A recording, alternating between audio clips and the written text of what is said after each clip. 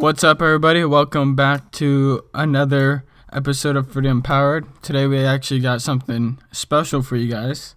Mason and I this is our first interview episode, so I think you guys will like that a lot. You got anything to say about it, Mason? Yeah, interviews are clutch. I think one of the things that's important about interviews is you get to see our process kind of unfold, where we explore how, one, the process of Freedom Empowered works, meaning like just the way that people can mold their lives through it, and just watching us teach someone about Freedom Empowered on the fly and how they like either accept it or won't accept it, and then we'll take some more convincing, one, and two, just seeing how well the people that we pick, their lives fit the mold of Freedom Empowered. And yeah, so, and they're very interactive too, so that's another thing. You get to get some new opinions. Not that me and Nick's opinion isn't awesome, but you get to Yeah, it's just not the only opinion out there. Right. So, you know what would I hope? I would hope that, and especially it happens during this interview, they disagree with us on some level. And the person that we interviewed today definitely has some disagreement, because this is their personal definition of freedom. So in a way, one of the things that we do, and you'll hear, is we say, hey, like, why is this your personal definition of freedom? What would you do? Like, what advice would you give for other people that want to get there? And they sell this to us, sell it to the listeners. And a couple interviews that we've had, they sell it very well. And today, without further ado, we're actually talking about a certain special someone. Why don't you tell him, Nick? I don't know if I should be the one. Well, all right, the Mason's special person. We're actually talking to Mason's dad. He's a LA County fire captain, LA County, Los Angeles County. It's a very big department, but he's going to talk about being a firefighter and how he's living the dream right now, how he's doing the things he likes to do. And I think you guys will really enjoy that. And maybe you guys don't think you like firefighting. You listen to this, you end up liking it. Two Maybe. things. One, service-based job. We talk about that a lot. Hey, if you're going to work a job where you have a boss and you're not owning your own business, or you're not creating your own employment, hey, if it's service-based, respect, right? Firefighter, police, military. This is one of those where, as you listen, he'll talk about some stories that you just aren't going to have. You're not going to have those experiences in the private sector. And he loves it, and it's his passion, and hopefully that can kind of rub off on you. And for some of you that want to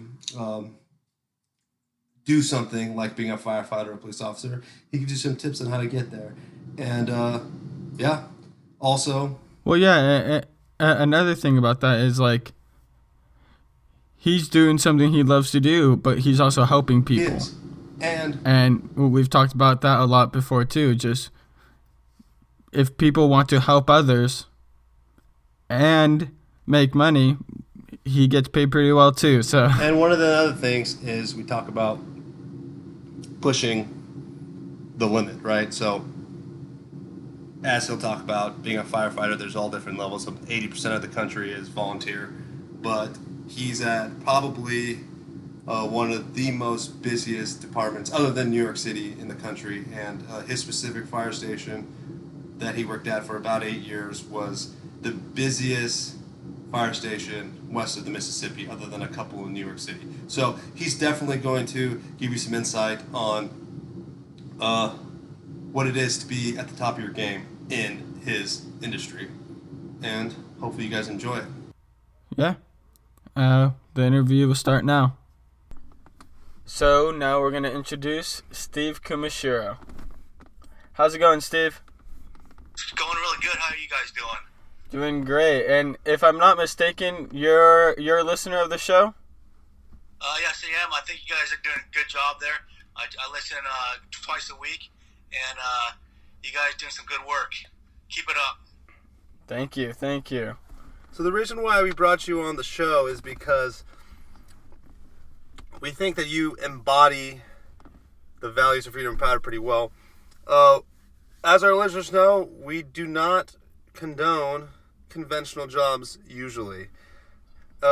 We usually push that you go and start something on your own, start something new, follow your dreams, and I don't believe that there's a lot of conventional jobs that really can help you do exactly what you want. But there's a couple cases that it's okay, and it would be if it's a unique job that you can't do outside of the private workforce, or usually it's a government job, and in that case it's also usually a service-based job. So for you being a firefighter, that's probably on the higher end of the list of a job that you can't do. You can't go and create your own fire department, and it's definitely a service-based job where you get to go and help other people and do something that's pretty unique. So that's, I just guess, touch on that. What is your, I guess what I want you to touch on is, what is your personal definition of freedom? And as we know from talking to you before we started, this is your definition. So just kind of talk me through that. Is this exactly your definition? And then based on our 4 principles, how do you think it correlates? Okay, so first of all, I do work for the fire department. I've been working for the fire department for about 28 years now. And yeah, it's not conventional at all. That's like when you're taking the test and they're asking you, why do you want to become a firefighter? One of the answers that you hear all the time is because every day is different. You know, we go to work. We have to take care of fire department business every day, like putting guys on duty and taking care of fire prevention, doing drills. But every day is different. Just yesterday, we probably had about 12 calls, and one of them in the morning was a person who was in full cardiac arrest, and he'd been down for a while, so he was, we call him obviously dead, and so we pronounced him there. And then in the afternoon, we went on a 30-year-old girl who was having her 4th child. And we came on scene, and the head was sticking out of the mom, and it was like, all right, here we go. The circle of life all in one day. It was pretty amazing. But that's the kind of thing that makes my job so enjoyable. Is not conventional at all. Every day we get called on other people's emergencies, and we got to solve them. So that's why the challenge of becoming a firefighter is so enjoyable. And if you want to live in a cubicle and just type on a computer all day, then the fire department is a job for you. So my idea of freedom is, well, first of all, I'm doing exactly what I want to do as far as my job is concerned. It's exciting, it's unpredictable, it's fun, and it's it's kind of amazing. It's so fun and it's so enjoyable. Some people say it's stressful, and I'm sure it is stressful. I mean, it's not like when you go inside of someone's house and they have like a baby's head sticking out of them. It's not stressful, but this job is so enjoyable that like when I first got hired, they had a mandatory retirement age of 60, and I don't know if you guys know, but most West Coast fire departments, you get a pension, and when you retire, depending on how many years you have on, you could retire pretty close to like your full salary.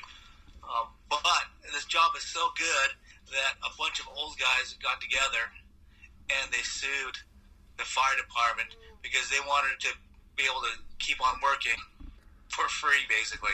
They could have been at home getting almost their full salary, but instead they chose to sue the department so they could work and keep on working.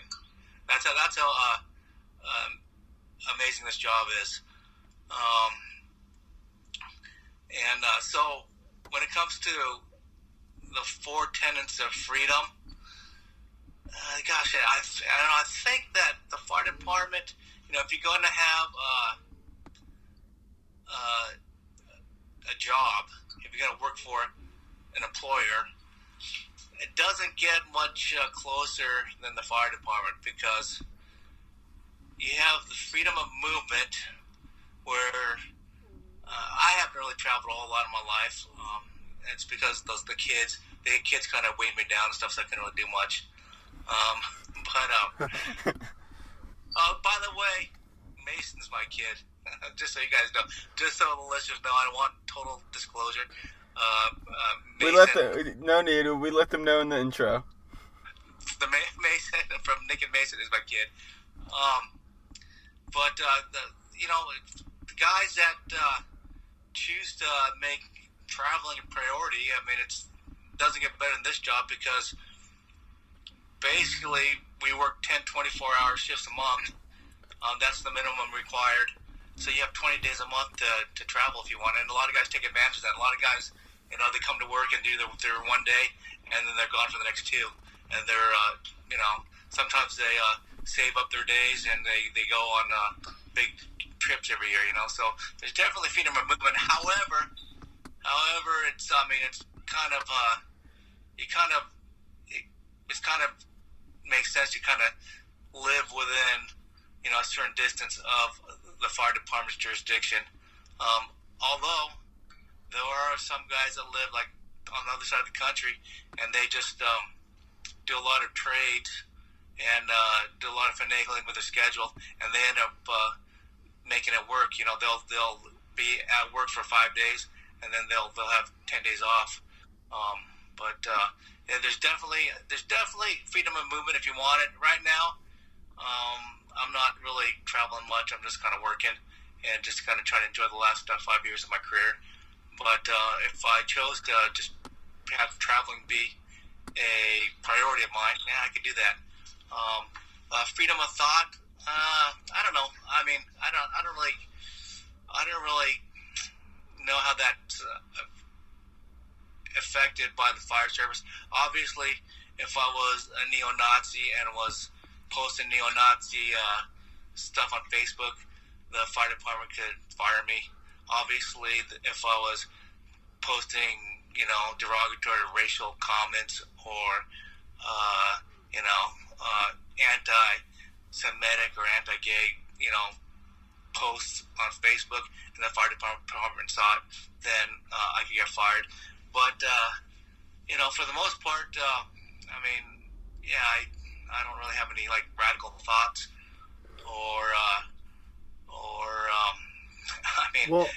I'll say something. So I think, that's definitely not what freedom of thought is. I think one of the biggest parts of freedom of thought is the fact that you were able to, sit down and think about where you want your life to be and how you're going to get there. And I think that for people who don't know about firefighting, they don't realize that is a real job, or that is an opportunity. They don't see how being a firefighter encompasses all the 4 principles. And I think that's part of a freedom of thought, is that you sit down and you analyze your life, and then you have the mentality and the direction to be able to go and make the decisions necessary to create a life like this. And I don't think I think most people don't realize that 80% of the nation's firefighters are volunteer, something like that. A whole lot of them are volunteer, and those guys that are doing it because it's fun, and it is a fun job, and there's nothing more exhilarating than driving code 3 to a fire, and you see heavy plume of smoke, and then when you get on scene, there's a fire, and you have to fight the fire, go inside the burning building and fight the fire. I mean, it's exciting. Obviously, it's dangerous, but I think if it wasn't dangerous, I don't think it'd be as fun. As a child, when I was a kid growing up, there's a TV show called Emergency, and it was just a weekly TV show that depicted the life of the LA County Fire Department, and that's kind of what got me interested in becoming a firefighter. And so out of high school, I pursued it 100%, and I got hired pretty young. I got hired by one department when I was 21, and then I got hired by my current fire department when I was 22. And in big cities, you can make a pretty decent living doing what you want. I don't think there's anything more fun than going on an emergency call. I think it's fun. I mean, I like snowboarding, I like scuba diving, a lot of things I like to do, but none of them are as fun as actually going to an emergency and having to think and problem solve to mitigate that emergency. So, here, Well, so I just have a question. Like, was there anything other than that TV show you liked so much? Was there anything else while growing up that really pushed you toward this path, or? I think that TV show was a big part of it. I obviously did not want to find myself in a cubicle 40 hours a week or more. To me, I've always told my kids that if you can find a job that's fun and it pays the bills, that's half the secret of life right there. Because you're going to spend 40 hours a week, pretty much 52 weeks out of the year, for the next 30 years doing that job. If it's not something you enjoy, then it really ain't worth it. So, and then obviously after high school, I got a job lifeguarding at the beach, and that was a fun job. And I was like a volunteer firefighter.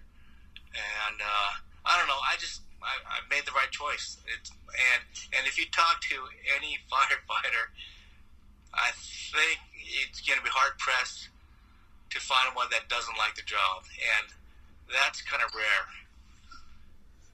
It's just the people that you work with, you become real good friends with because you're with them 24 hours at a time, and you got to rely on that person to save your life, and he's got to rely on you to save his life. So there's a lot of trust there, and it's just I would recommend the job to anybody, unless working in a cubicle is really appealing to you, then probably the fire department's not your thing. I have a question. So we talk a lot on this show about the Freedom 22, where a lot of people want to have the knowledge and the skills and the confidence to be able to know they're going to be successful before they do it. But the only way to get there and to be successful is to just take that first step and take that action, like before you have that knowledge, skills, and confidence. So I guess my question to you is, was there a pretty big transition from your childhood and the life that you had before you went and did this unconventional job? Because it obviously sounds like it takes a lot out of you, and it is a big transition and or learning experience, especially if you started out as young as you. So was it new for you? Was it difficult? And how did you overcome any that transition and make it a successful career? First of all, I'll say that like if my dad was a firefighter, I think it would be like an easier choice. Like, oh yeah, my dad was a firefighter, I'll be a firefighter too. But nobody in my family was a firefighter. I don't think I've had anybody in public safety jobs in my family tree. So I was the first one, and there also I don't know if you guys know, I just happen to be Asian, so there's not a whole lot of Asians in the fire service either. For some reason, up to this point in time, it's not something that really appeals to a lot of Asians so far. I mean, I don't know why, but you know what? I just growing up as a kid, I mean, I was kind of always pretty active. And always spent a lot of time outdoors. I was never in the Boy Scouts or anything like that. But if you are a Boy Scout and you like earning those badges and learning how to do things, they have the first aid badge and all that stuff. Fire departments, you'd think, yeah, maybe that's the thing for you. But Just growing up, I just knew I didn't want to work in an office. I didn't want to sell anything. As a kid growing up, you see the fire engine rolling down the street, and you think that looks like a fun job. And you know what it is? It's something that I've enjoyed every day for the last 28 years. So, going through your journey on becoming a firefighter, or even while you were a firefighter, was there ever like a moment where you thought like I might fail, or like did you ever doubt yourself that like I might not be able to do this or anything of that sort? I kind of look at life like there's some things that aren't in my control, but I can't really worry about those things. All I can do is worry about the things that I'm in control of, and so basically I just did everything I possibly could or knew about to become a firefighter, and I never once thought that if this isn't going to happen, that wasn't an option. But actually that's kind of a lie, because I didn't have to test. I tested for about 4 years, but 3 or 4 years. And there's maybe one point in time where I was thinking, maybe I'll join the military first, and then do the fire department after that. Just because it's kind of you usually don't get hired in your early 20s. Usually it's a year in the mid 20s when you get hired. So I thought to myself, well, I'm doing the lifeguard thing. I already have my degree. I already went through a fire academy. Been volunteering for 3 years. I'm doing everything I can. Maybe I join the military, but then the next year I end up getting picked up. But you can't really just make excuses and say, well, it's too hard, I'm not going to do it. That's like you fighting against yourself.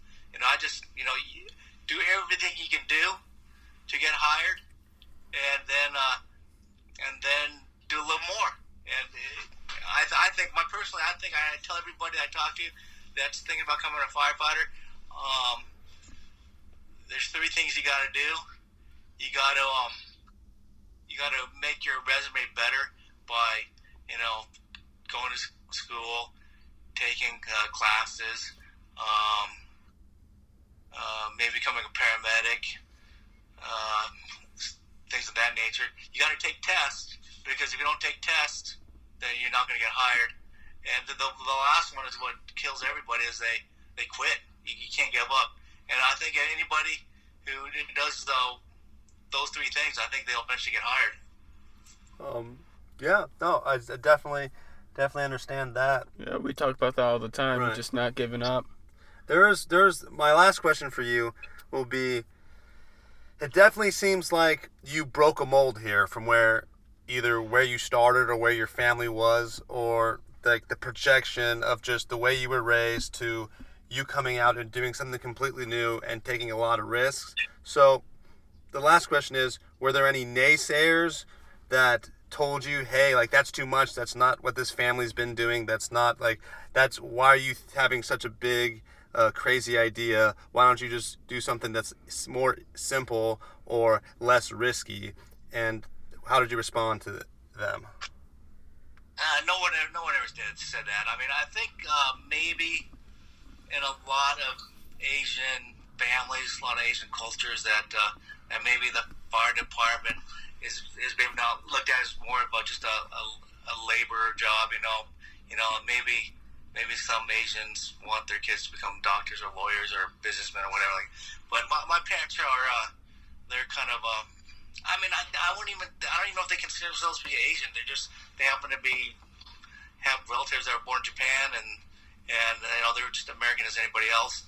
And I don't think that was ever an issue.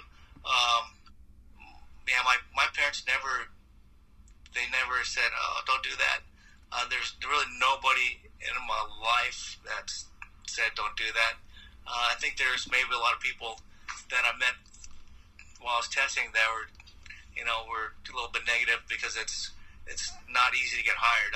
It's very competitive, and a lot of people, they quit because it takes some time. It took me about 4 years of doing everything I possibly could do, including like driving hundreds of miles to test for, other fire departments. And that, nobody told me that I couldn't do it. And if they did, you know what? Well, I mean, I've never really listened to anybody. If I feel strongly about something, I'm not going to be changing my mind about it unless there's something compelling and I figured out that I'm exactly 100% wrong. Then I'm not gonna sway from what I believe, and nobody's gonna tell me really what to do. So nobody told me don't do it. All right. Well, before we end this conversation, is there anything you want to say to listeners? Any advice, tips? Yeah, one of the things we talk about is that your ideas do no good stuck in your head. So you definitely made it happen. And also being a higher level firefighter, being a captain now, and having really proven yourself over your career, if you could just give the people a couple quick steps. Hey, if you want to do this, what's from insider information, what's the best way to do it, and what should you start doing today, now, to make it happen? Well, specifically for the fire service, you can't be like halfway committed to becoming a firefighter. If you're halfway committed, well, there's a lot of people. There's thousands of people that are 100% committed. That I'm going to hire ahead of you, and I'm going to be able to tell how committed you are by how you answer your questions, what you're doing. But the thing I tell all the kids that come to the fire station wondering how to become a firefighter, I always tell them basically the same thing. You always got to better your resume. That means you got to take fire science courses. You got to get that degree. You got to get that EMT. You have to get some type of volunteer or firefighting experience, and whether that's working as a volunteer firefighter or working for wildland firefighting departments. And a lot of people don't realize that the wildland firefighting departments, they do a lot of hiring, and it's not for everybody because it's hard work. What they do for the amount of money they get is it's hard to justify, other than the fact that it's probably a fun job. They're fighting fire with a lot of times it's just tools, shovels and Pulaskis and McLeods and just hand tools, and that's hard work, and you don't get paid a lot of money, but it's definitely easier to get hired by wildland fire department than it is a city department, just because it's such hard work and they don't get paid as much. But get that experience, and then you just don't quit. Don't quit. Oh yeah, and take tests. I probably took, I took a lot of tests. I don't remember how many, but it was a lot. I tested all over the state and out of state, and I don't think I ever missed a department test within a 50 square mile radius of my house. So, and the more tests you take, the better you get at taking them and answering questions, and just don't quit, man. Just don't quit. It's if you quit, then you know what? I probably didn't want to work with you anyways. So that'd be my advice. And I don't know. I think that's all I got for anybody who wants to become a firefighter, and just in life in general. Yeah, you gotta find work that's not work. You find a job, you can do something, make a living, do something that's enjoyable, and that's half the secret of having an enjoyable life. I've been really blessed with my career choice, and it's I just happen to be able to raise a family on it, and I'm going to retire, and it's going to be I'm going to miss it. I'm going to miss the job. All right, yeah. It was really nice talking to you, Steve. And Well, it's nice talking to you guys too. You guys keep up the good work. Keep pumping out them podcasts. Maybe I'll shoot you a text and give you some more names that maybe you should focus on. And you guys probably won't listen to me though. All right. And you guys keep doing what you're doing.